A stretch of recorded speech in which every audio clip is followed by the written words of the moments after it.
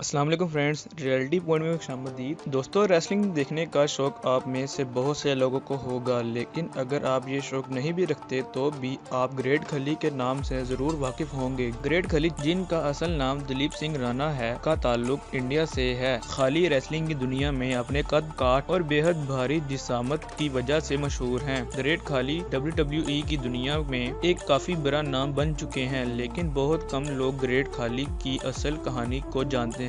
इस वीडियो में मैं आपको बताऊंगा कि कैसे एक सड़क पर काम करने वाला एक मजदूर दिलीप सिंह राणा आज दुनिया के एक मशहूर तरीन रेसलर्स में से एक है। खाली का सफर इंडिया के सूबे हिमाचल प्रदेश के एक छोटे से गांव हरियाणा से शुरू हुआ था। खाली एक इंतहाई गरीब फैमिली में पैदा हुए। इनके 6 बहन और भाई थे, लेकिन घर का गुजारा बेहद मुश्किल से होता था। 1979 की गर्मियों में खाली दूसरी क्लास में थे। इनके स्कूल के प्रिंसिपल खाली को रोजाना पूरी क्लास के सामने फीस अदा न करने के ताने देते थे। एक दिन इनके प्रिंसिपल ने पूरी क्लास के सामने खाली को गालियां तक दे दी और खाली का पूरी क्लास के सामने काफी मजाक बन गया। खाली के पास फीस देने के पैसे भी नहीं थे। इस वाक़ये के बाद खाली शर्मिंदगी की वजह से कभी स्कूल वापस नहीं गए और खाली ने फैसला कर लिया था कि अब ये सिर्फ काम करेंगे और घर वालों को सिर्फ पैसे कमा कर देंगे। खाली की उम्र उस वक्त सिर्फ 8 साल थी। एक दिन खाली को पता चला कि उनके गांव में हुकूमत की तरफ से दरख्त उगाने की मुहिम चल रही है, जहां नौकरियां मौजूद हैं और हर मजदूर को हर दिन के 5 रुपए मिला करेंगे। खाली की आंखें खुली की खुली रह गई। स्कूल की 2.5 रुपए की फीस खाली के पास नहीं होती थी और यहाँ पर रोजाना के 5 रुपए बहुत बड़ी बात थी। खाली की उम्र उस वक्त सिर्फ 8 साल थी, लेकिन ये खाली की सिर्फ पहली जॉब थी। इसके बाद खाली ने कई और जॉब्स की। ये सड़क बनाने का काम भी किया करते थे। इसके अलावा ये एक बिजनेसमैन के बॉडीगार्ड भी थे, जहां खाली को हर महीने 1500 रुपए मिला करते थे। खाली की अबनॉर्मल जिसामत और कद काट खाली की दरअसल खुश नसीबी थी। ये अपने इलाके में काफी मशहूर थे। इसी बिना पर खाली को 1993 में पुलिस की तरफ से नौकरी की ऑफर की गई। हालांकि खाली ने स्कूल की बस शक्ल ही देखी थी, लेकिन फिर खाली को अपने जिसामत की वजह से पुलिस में पक्की नौकरी मिल गई। पुलिस में नौकरी के साथ साथ खाली ने बॉडी बिल्डिंग करना भी शुरू कर दी और मुख्तलिफ मुकाबलों में हिस्सा लेने लगे। खाली ने रेसलिंग पहली बार 1998 में देखी। उस वक्त WWE को WWF कहते थे। खाली को रेसलिंग देखने का शौक पैदा हो गया, लेकिन उस वक्त खाली को नहीं पता था कि इस रेसलिंग के पीछे पूरी स्टोरी लाइन होती है। खाली को लगता था कि ये बिल्कुल रियल है और इनके दिल में WWF या आज के WWE में जाने का शौक पैदा हो गया। इसीलिए दिलीप सिंह राणा उर्फ ग्रेट खाली ने रेसलिंग की ट्रेनिंग शुरू कर दी। बहुत जल्द खाली को अमेरिका जाने का मौका मिल गया। इनके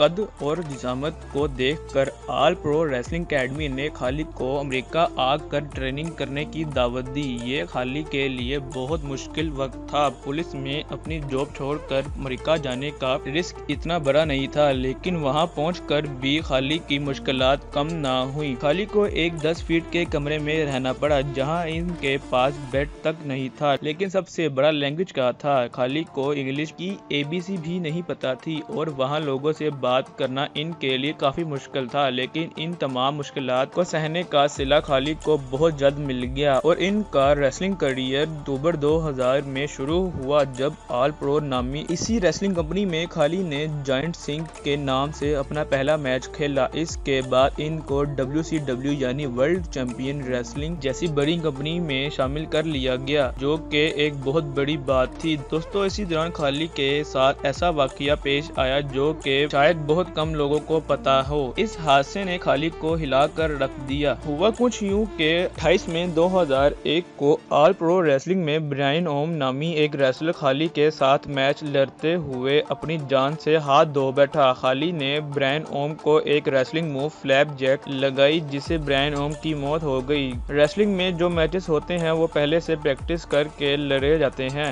ये बेशक असली ना हो, लेकिन लड़ाई और चोटें बहरहाल इंतहाई खतरनाक होती हैं। ब्रायन ओम के मरते ही सारा इल्जाम खाली पर आ गया और खाली के साथ रेसलिंग करने को खतरनाक करार दे दिया। दूसरे रेसलर्स ने खाली के साथ काम करने से इनकार कर दिया और खाली की जिंदगी जिंदगी तब्दील हो गई। खाली को लोग कातिल कहकर बुलाना शुरू हो गए। हालांकि ये एक हादसा था, लेकिन इस मौके पर खालिद को मैक्सिको और जापान में रेसलिंग करने का मौका मिलता रहा। बाद में पता चला कि ब्रायन ओम रेसलिंग करने के लिए फिट नहीं था और उसके डॉक्टर्स ने उसे रेसलिंग करने से रोका हुआ था। ऑल प्रो रेसलिंग ने ब्रायन ओम को रेसलिंग करने के लिए प्रेशराइज किया और इसकी प्रोटेक्शन का खास ख्याल नहीं रखा। ब्रायन ओम की फैमिली ने ऑल प्रो रेसलिंग के खिलाफ केस भी कर दिया, जिससे उनको $1.3 मिलियन भी मिले। इससे खालिद के सर से एक बहुत बड़ा बोझ उतर गया। इसके बाद खालिद को दुनिया की सबसे बड़ी रेसलिंग कंपनी WWE ने साइन कर लिया।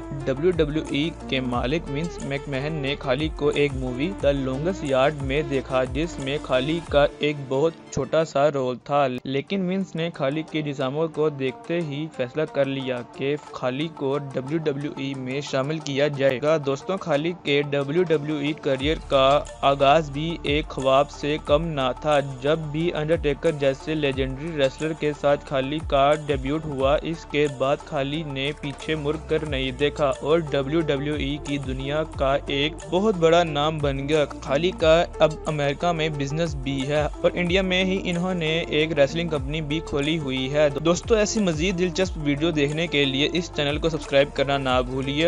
अगर आपको ये वीडियो पसंद आई है तो इस वीडियो को लाइक कर दें और चैनल को सब्सक्राइब भी कर दें, ताकि आपको आने वाली मजीद ऐसी वीडियोस के नोटिफिकेशन मिल सकें। और अपना बहुत ख्याल रखिए। अल्लाह हाफिज़।